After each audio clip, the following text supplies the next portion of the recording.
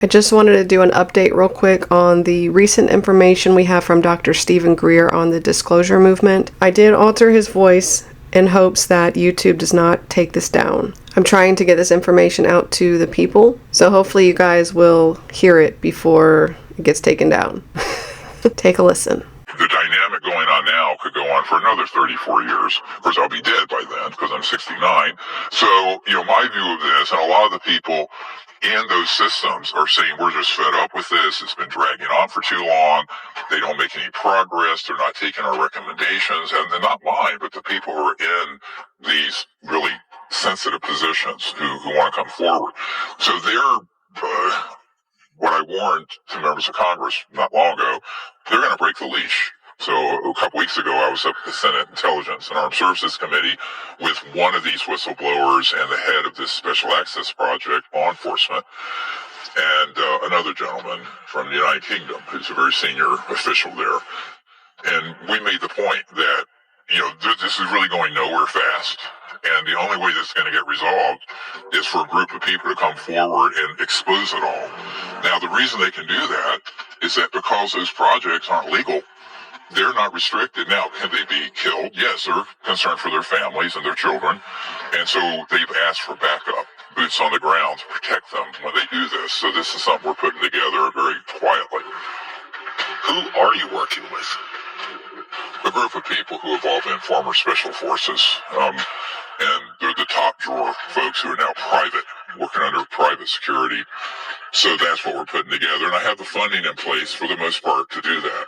Because it would probably cost, $2, $3, $4 million to do it. But those guys are very, very dedicated to getting this done. They're scared because they're not talking about coming out with a grainy picture, this is the people operational where we've shot the DT craft down.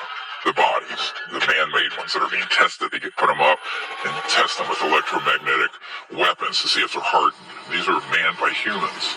There are a number of ETs that are living, that are in these underground facilities, and we generally know where they are, and we know where the entry points are out in the desert out west, and those need to be saved because they are, usually like in an underground prison and interrogated and tortured.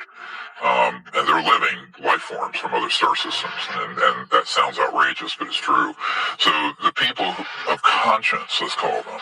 So what I'm putting out a call for, and I'll say it right here, is for a whole larger cadre or group of these defectors that are in those programs to leave those programs if they have access and high enough clearance, and hand over that material and evidence to us.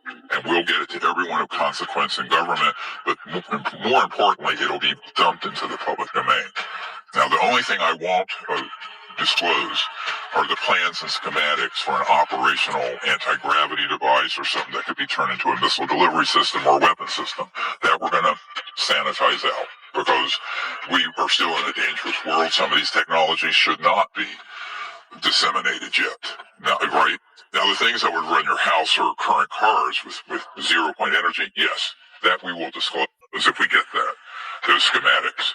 But the things that fly, that we will not. Because, honestly, if you look at the world around us, the Middle East, what's going on with China, Ukraine, Russia, these are not technologies that should be just recklessly put out. So this is the part of the secrecy that's legitimate. So you have to realize that that's the case.